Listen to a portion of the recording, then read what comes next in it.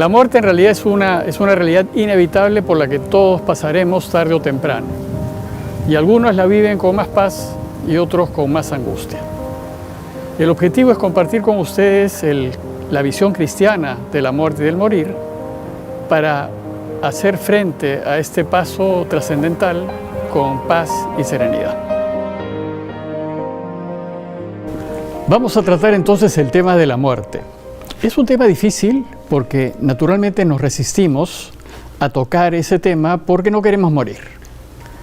Nos entristecemos cuando alguna familiar o algún amigo cercano fallece, pensamos que es una desgracia, más bien deseamos que ninguno muera, pues pensamos que es un paso perjudicial y negativo. Sin embargo, morir es parte de la vida y algún día, tarde o temprano, todos moriremos. Pero nuestra tendencia es a ser un poco como el avestruz, no queremos ver, cerramos los ojos, no queremos pensar en lo inevitable. Y en consecuencia, pues no nos preparamos y cuando la muerte nos pasa cerca, cuando fallece algún ser querido, nos destroza el corazón. Y si nos diagnostican que algún día moriremos, se nos derrumba la vida. El objetivo de este compartir es prepararnos para poder enfrentar la muerte con paz y serenidad. Si hacemos así, no solamente no le vamos a temer, sino que vamos a vivir la vida presente con optimismo, esperanza. Vamos a entender con serenidad la partida de las personas que queremos y cuando nos toque partir daremos pues ese último paso con total confianza, sabiendo que es lo mejor para nosotros. Bueno, nos vamos a preparar siguiendo las enseñanzas cristianas. De hecho, el camino de Jesús nos enseña que morir, cuando nos toque hacerlo, es un paso positivo y más aún deseable. Pues nuestra máxima felicidad consiste en volver a Dios y vivir con Él para siempre. Sin embargo, antes de hablar de la muerte, vamos a revisar 3 preguntas fundamentales en las cuales se apoya el cristianismo. Cuando las revisemos vamos a entender que la propuesta cristiana es coherente y sólida. Estas preguntas son, primero, ¿cómo entendemos el tiempo? La segunda pregunta es, ¿cómo entendemos a la persona, al hombre y a la mujer? Y por último, ¿cómo entendemos la libertad? La respuesta que el cristianismo da a estas 3 preguntas dan cuenta de por qué afirmamos lo que afirmamos y por qué actuamos como actuamos, o cómo deberíamos actuar. Y nos ayuda a entender que la muerte es una lógica consecuencia de una vida bien vivida. Y vamos a descubrir que la vida es hermosa, que vale la pena vivirla. Y entender pues estas preguntas nos ayuda a vivir la vida con más entrega y pasión. Bueno, para más claridad, deseo comparar las respuestas que da el cristianismo con las respuestas a estas 3 preguntas que dan las religiones orientales. La primera pregunta es ¿cómo entendemos el tiempo? Las religiones orientales entienden que el tiempo es circular, es decir, no hay un inicio ni hay un fin, que todo lo que existe ha existido siempre y siempre existirá. Y desde esta perspectiva no hay creación ni es necesario un creador, pues todo ha existido siempre. Esto significa que nada se crea, nada se destruye y absolutamente todo, incluyendo a la persona, se recicla infinitamente. En cambio, el cristianismo en Occidente entiende que el tiempo es lineal, que todo tiene un inicio, un origen y todo tiene un fin, un término. Y al pensar que el tiempo es lineal, tenemos que suponer que hay un creador que da origen a todo, Dios, y una meta hacia el cual tiende el tiempo y todo lo que existe, que es también Dios. Entonces, desde el punto de vista del tiempo lineal, Dios está al origen de todo y Dios está al final de todo. y absolutamente todo camina hacia Dios. Él es el principio y el fin, el alfa y el omega, dirá la Escritura. Alfa es la primera letra del alfabeto griego y la omega es la última letra del alfabeto griego. Es como decir en el abecedario la A y la Z. Y dentro de estas dos letras se contiene todo. Entonces, según el cristianismo y el judaísmo, hemos sido creados por Dios para volver a Él y estar con Él. Y si bien en el tiempo solo se recicla la materia, todo, absolutamente todo, progresa hacia Dios. La segunda pregunta es cómo entendemos a la persona humana, al hombre y a la mujer. En las religiones orientales se entiende a la persona como solamente alma. Y como todo ha existido siempre, el alma es eterna, sin principio y sin fin, mientras que el cuerpo es corruptible, se reciclará en la materia y esa materia será siempre eterna. Para el Oriente, el alma siempre ha existido y siempre existirá. Y el cuerpo, en cambio, si bien es descartable, es como un vestido que se pone o se quita, esa materia se diluye en la materia del universo y se reciclará al infinito. En el cristianismo, en cambio, se entiende que el hombre y la mujer, la persona humana, es cuerpo-alma.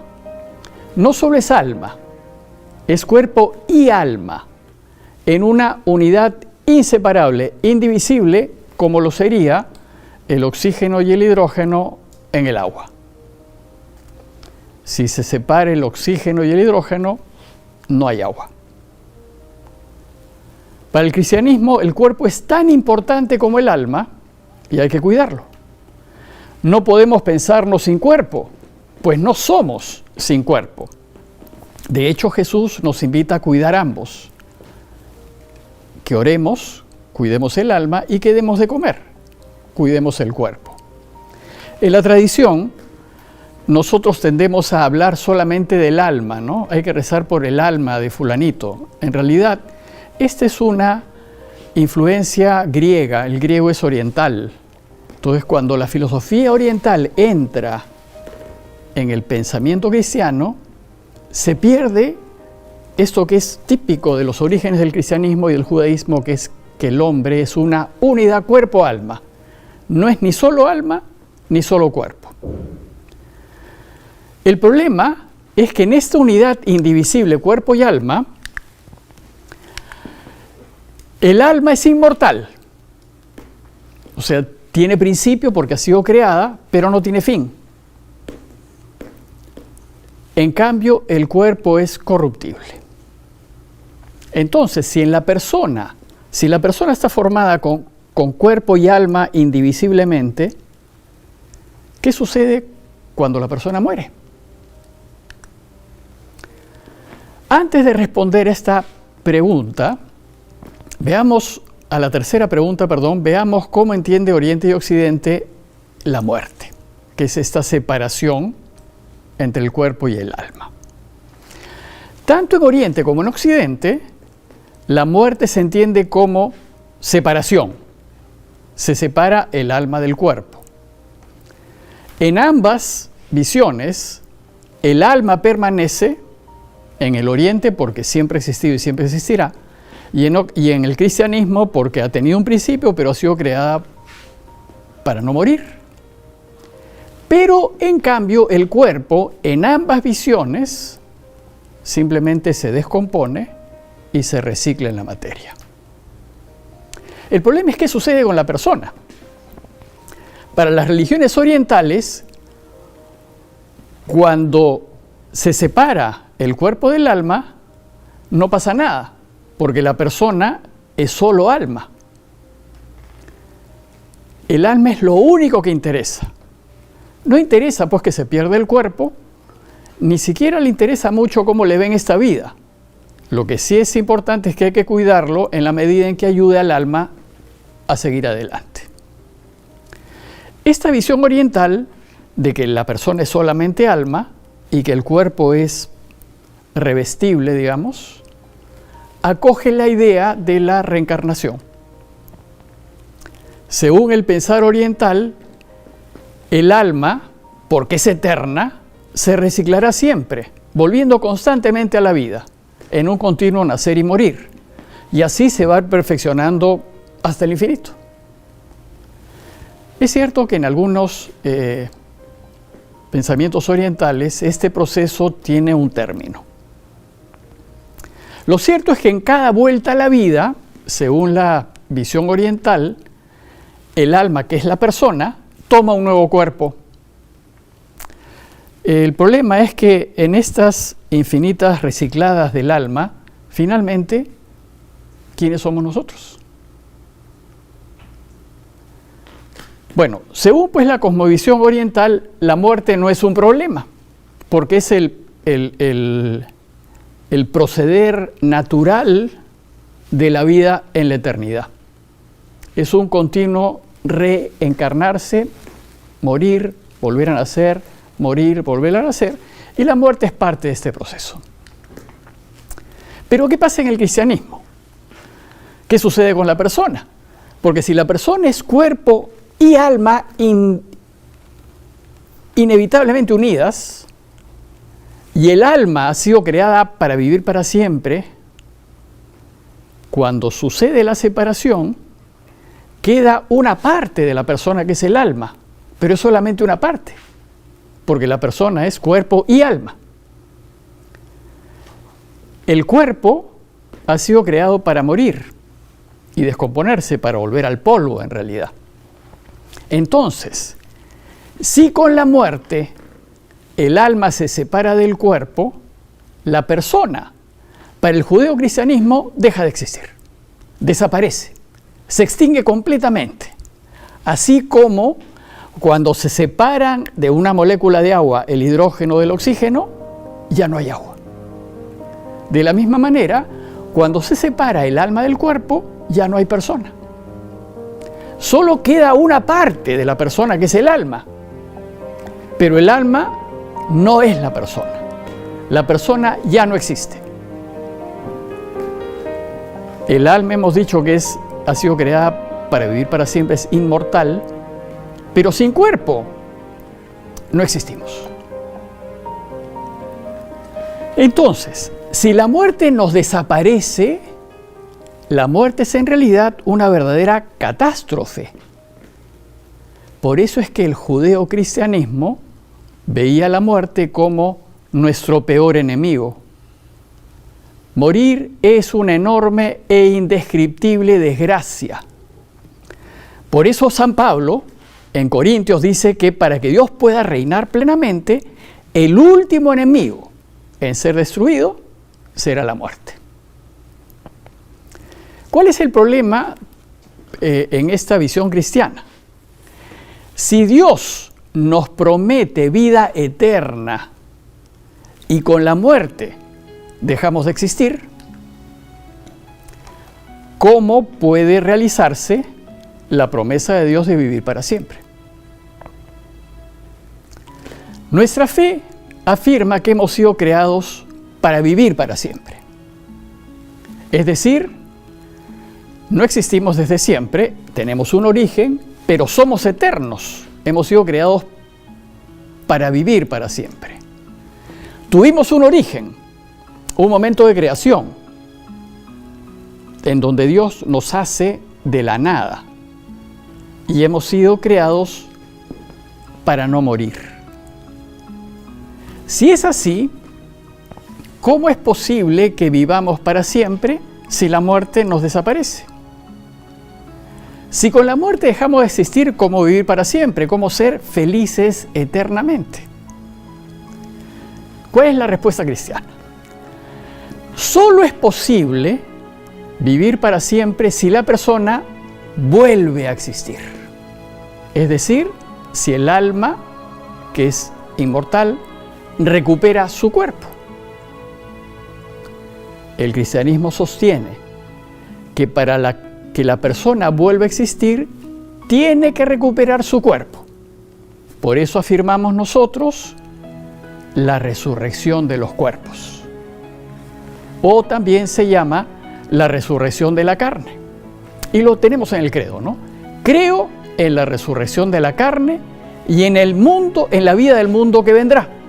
O sea, porque creo en la resurrección de la carne, creo que viviré para siempre. Entonces, si estamos llamados a vivir para siempre, es necesario que resucitemos. Si no afirmamos la resurrección de los cuerpos, no podemos afirmar que hay vida eterna, ni que hay vida después de la muerte, pues no existe la persona. Por tanto, no puede disfrutar de la vida eterna.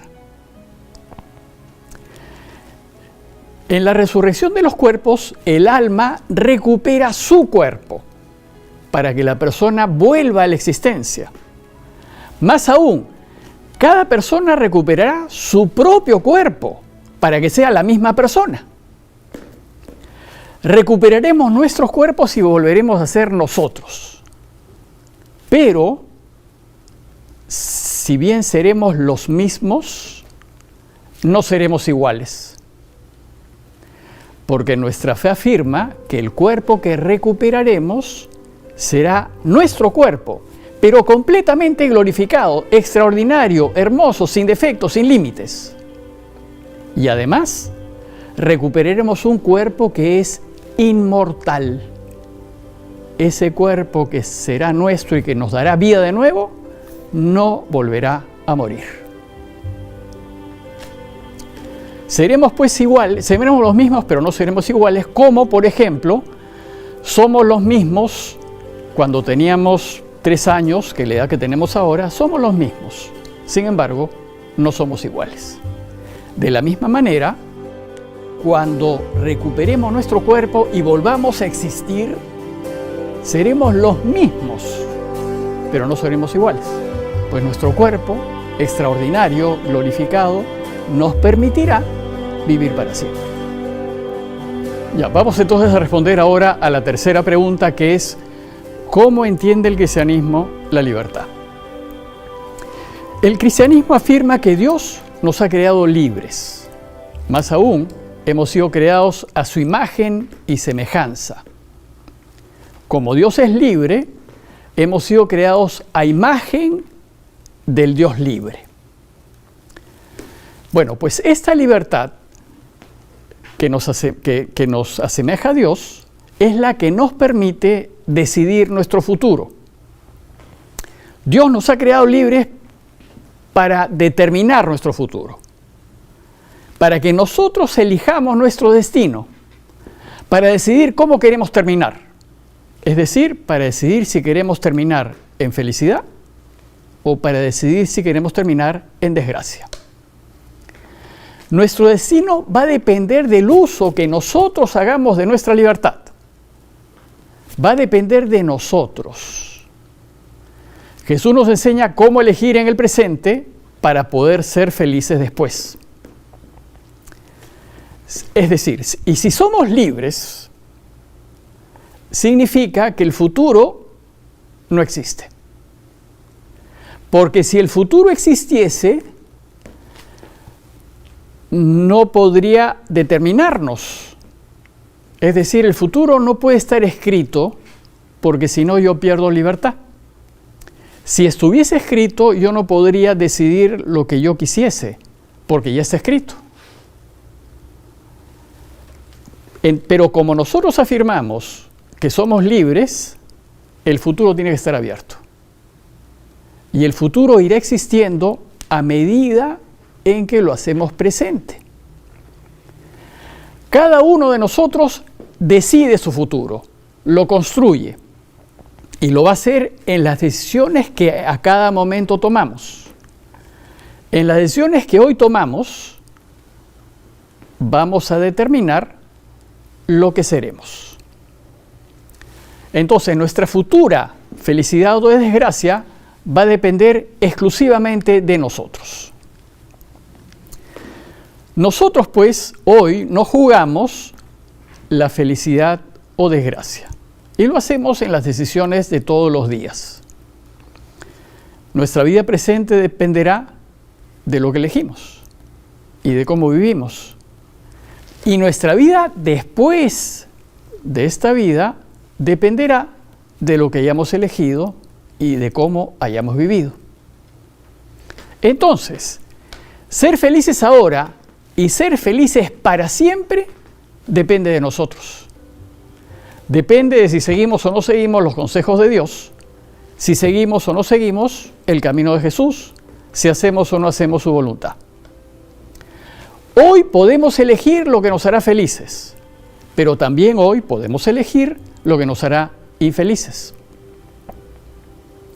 Es decir, si nosotros elegimos vivir según los valores cristianos, según los valores de la verdad, de la justicia, de la vida, del ayudar, del servir, del dar una mano, de preocuparnos de los demás, seremos felices aquí y ahora, y lo seremos después.